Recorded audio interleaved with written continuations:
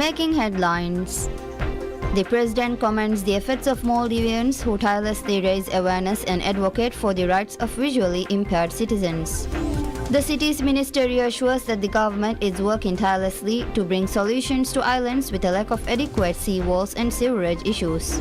And the NDMA says that normalcy has returned to most islands hit by severe flooding due to the heavy rains throughout Friday.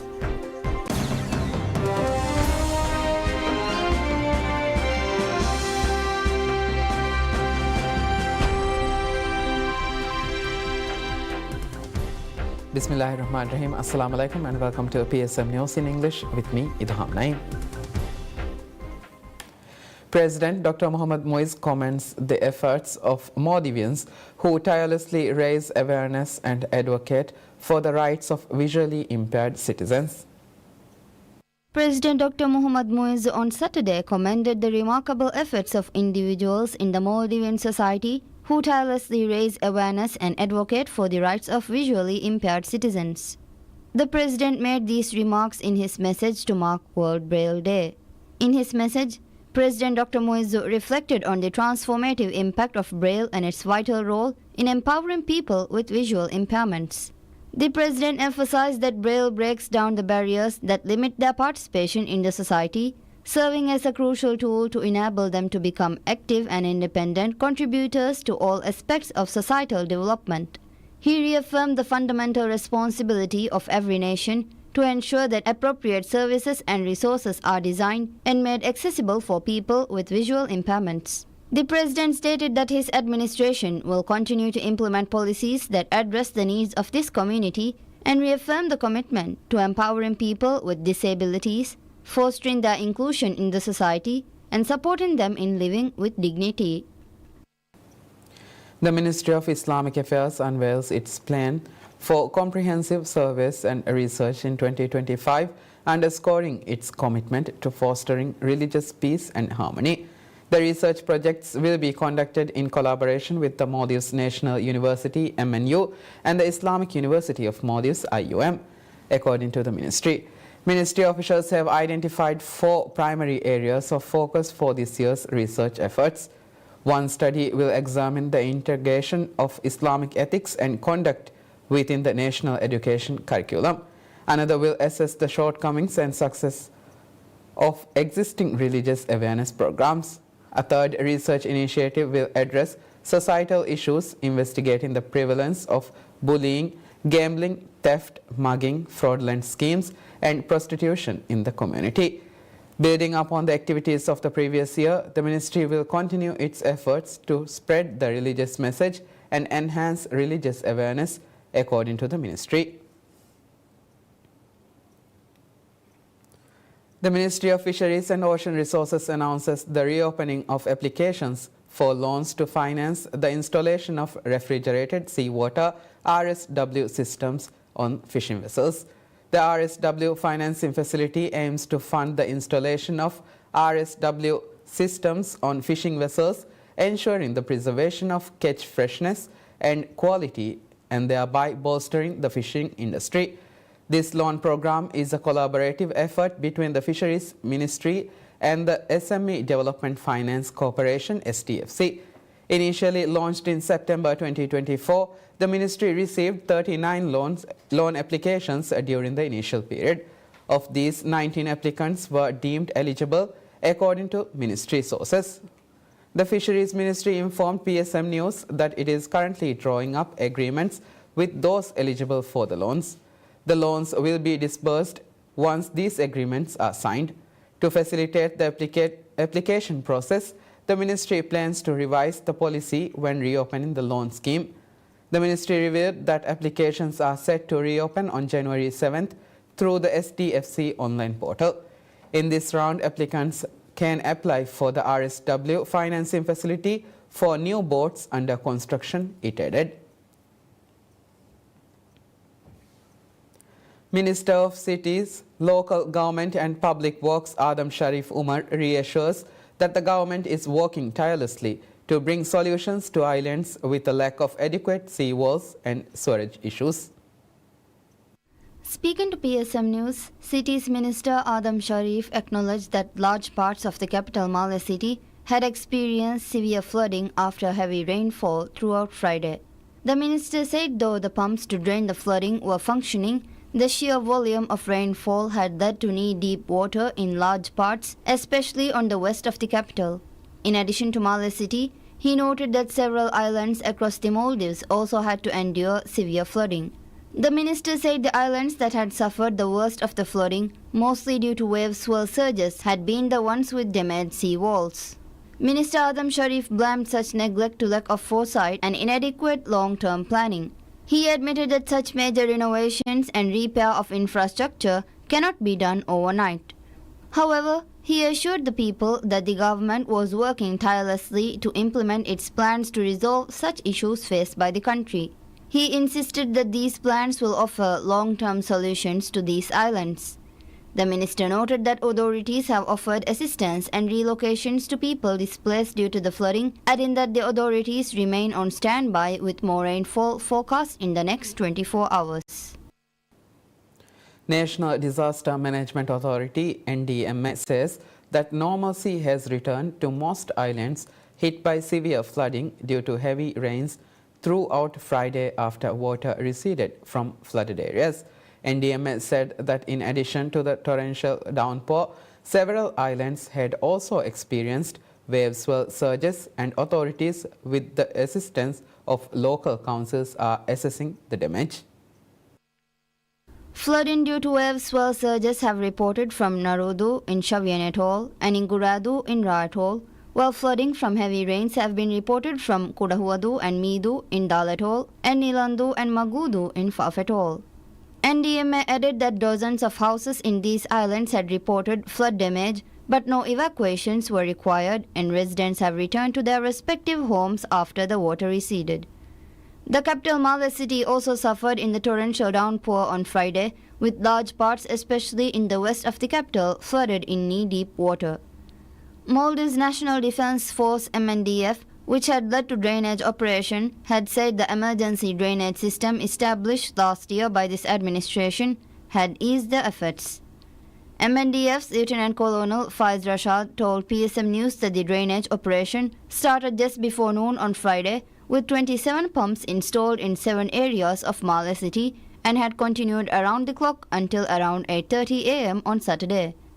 Faiz said the sheer volume of rainfall had impeded the efforts to drain the flood quickly. He said that, however, the new drainage system had made the efforts a lot easier. According to him, waste collected inside the drains had compounded the flooding. Despite some criticism, he assured that the MNDF had acted swiftly with the bad weather warnings. MNDF had also assisted local councils to put up sandbags and pumps to combat flooding in the islands. State-owned utility company Fenaka Corporation Limited expands its water supply services in 21 additional islands, along with sewerage systems in 4 more last year. Fenaka said it understood the need to establish and maintain essential services in the islands. With that, the company said that it had undertaken special efforts to ensure uninterrupted services and expand its network during the past year, despite financial difficulties. In that regard, Fenaka last year had added 21 more islands, taking its network to 107 islands across the Maldives. The company said it has more than 31,092 water connections with freshwater production capacity of 10,661 tons per day. Last year, Fenaka had increased water production capacity in 5 islands by 564 tons per day.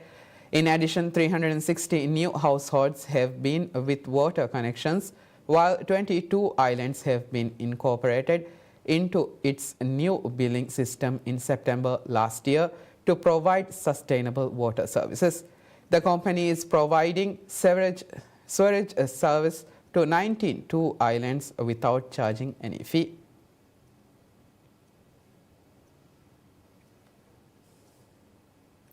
The government in 2024 took major strides towards improving and enhancing healthcare services in the island nation.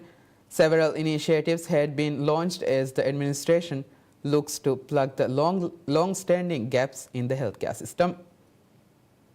The highlight of 2024 was the long overdue step to reform the Universal Health Insurance Scheme ASANDA to improve services and ensure sustainability. The scheme has now been streamlined to offer maximum benefits to the needy in a bid to cut down on years of wastage. In addition, Darumawanta Hospital along with the Hulumala Hospital has been upgraded to a tertiary level hospital with additional services. To complement the upgrade, the administration has now earmarked 5 more hospitals including a specialized thalassemia hospital and a cancer hospital for this year.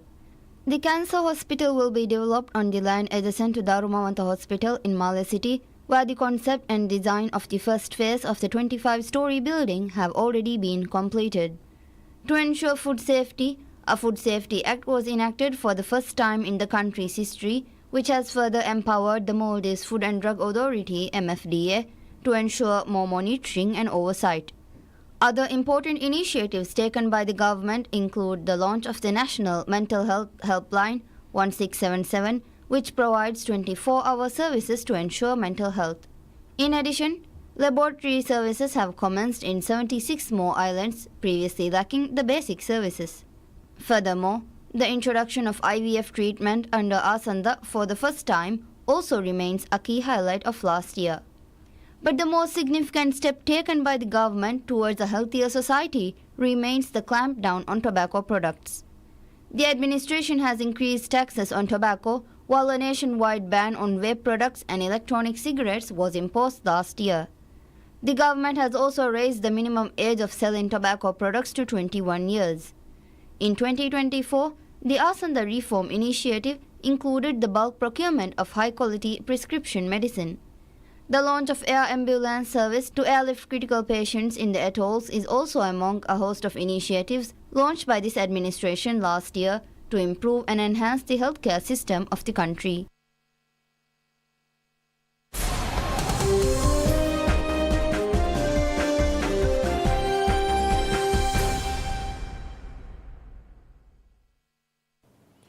US stocks rebounds as investors neared the end of holiday shortened week that also rang in a new year, which brought with it expectations of additional Federal Reserve rate cuts and policies favoring businesses from incoming administration. A broad rally sent all 3 major US stock indexes to a higher close, with mega-cap growth companies such as Tesla and Nvidia providing much of the muscle to the upside and putting the tech-heavy Nasdaq out front. Alexis Investment Partners President Jansen Brown said that a little bounce was natural as the month has been rough. I mean, it's been a rough, month really. So it's natural that we get a bounce. I'm hoping that we're kind of working through a bottoming process here. I think in general we're just sort of working things off. I don't expect anything to get too terrible in terms of this current pullback that we're having. He added that December was a give-back month and that it is continuing so far into early January. December kind of was a give-back month. That's continuing so far into early January. We're getting a nice bounce here. Whether we really need to get back above 6,000 on the S&P, for example, above the 50-day moving average, and kind of show that we can hold there. And then I think the uptrend will resume. Even so, all 3 indexes posted modest declines for the week, with the S&P 500 logging its 3rd weekly loss in 4. The S&P 500 gained 73.92 points or 1.26% to end at 5,942.47 points, while the Nasdaq Composite gained 340.88 points or 1.77% to 19,621.68. The Dow Jones Industrial Average rose 339.86 points or 0.80 points to 42,732.13.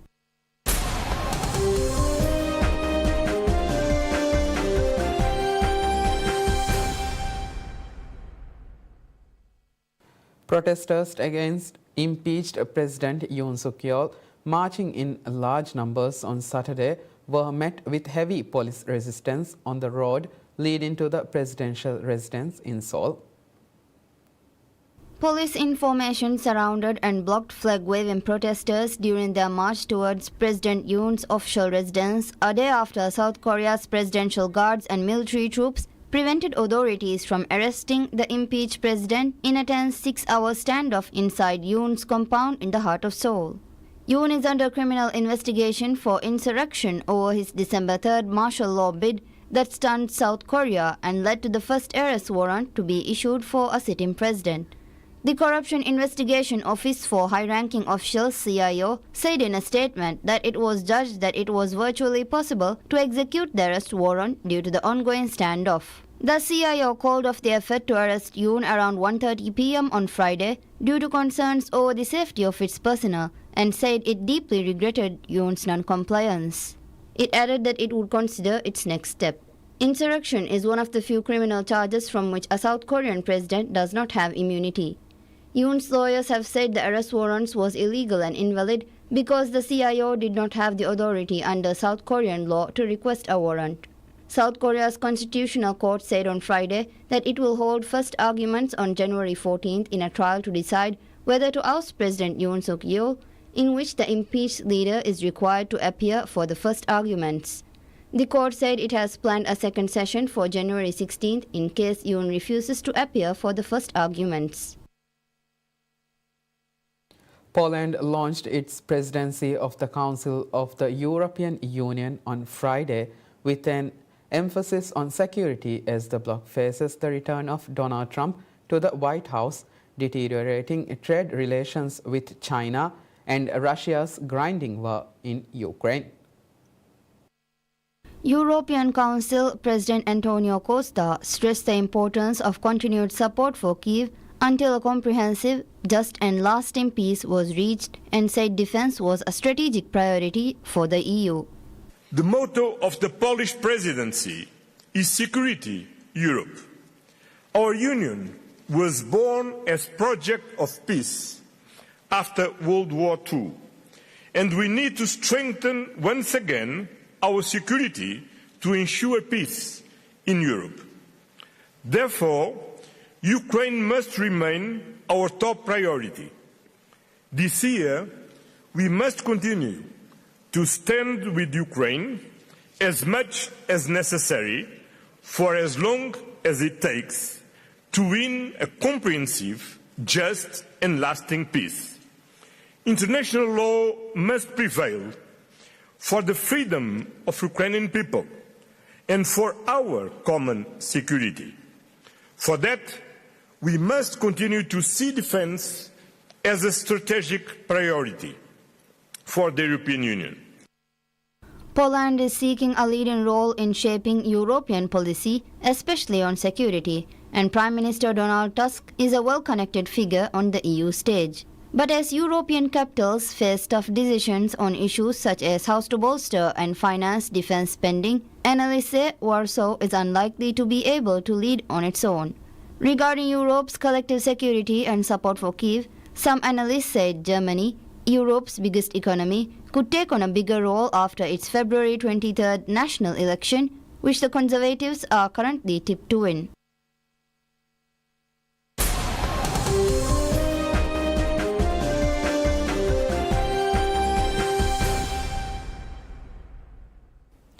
The Miami Heat suspend guard Jimmy Butler for conduct detrimental to the team and will seek to trade the six-time All-Star. The Miami Heat suspended Jimmy Butler 7 games on Friday for conduct detrimental to the team on multiple occasions and will listen to trade offers for the six-time All-Star.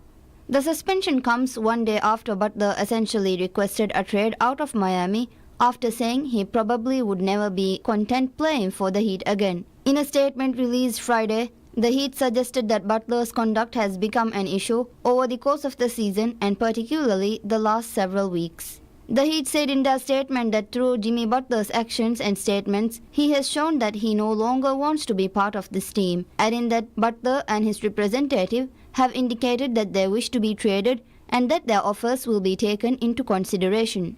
The willingness to explore a deal comes just over a week after team president Pat Riley said he has no interest in making a move.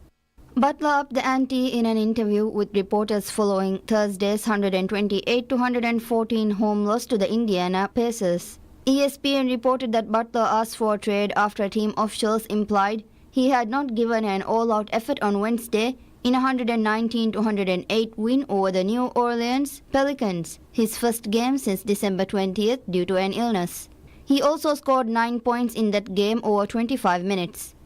In his sixth season with the Heat, Butler is averaging 17.6 points, 5.5 rebounds and 4.7 assists in 22 games. The Heat are Butler's fourth team, following stays with Chicago Bulls, Minnesota Timberwolves and Philadelphia 76ers. He was the MVP of the Eastern Conference Final in 2022-2023 when the Heat beat the Boston Celtics in 7 games. In 836 career games, 731 starts, Butler has averages of 18.3 points, 5.3 rebounds and 4.3 assists.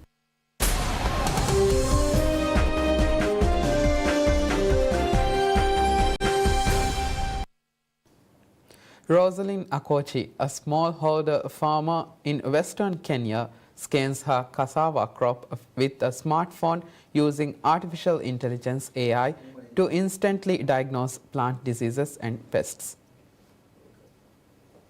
The app, developed by non-profit organization Plant Village, offers real-time solutions to crop health issues, a boom for farmers like Akochi who have long struggled with identifying diseased plants. The technology provides resources on sourcing quality seeds, land preparation methods, and access to agricultural specialists. Akochi reports a significant yield increase since adopting the app. She revealed that she previously used to harvest 5 bags while now she can harvest up to 200. She added that the increased income has allowed her to pay for her children's education and build a house. Experts say that Africa requires an annual investment of $77 billion to enhance farming practices, boost yields, and improve agricultural supply chains to address food insecurity. Smallholder farmers like Akochi, who typically work on less than 2-acre farms, produce 80% of food consumed in Africa. Many lack modern farming expertise and resources. Climate change has further impacted these farmers, increasing pests, diseases, and irregular weather patterns, often driving them into debt and poverty. Plant Village has been training farmers and testing their AI applications in Busia, an area identified as food insecure. Researchers across Africa are exploring various solutions, including introducing resilient crops in climate-affected areas and leveraging technology. Many experts believe that AI has great potential due to its accessibility, customization, and affordability. However, barriers to technology adoption, such as the lack of smartphones access, persist in Africa. Farmers like Akochi are now training others and assisting those without smartphones in their communities. Experts suggest this model, if successful in trial areas, could offer hope for smallholder farmers across the continent. That's it for now. Thank you for watching PSM News. Have a good day.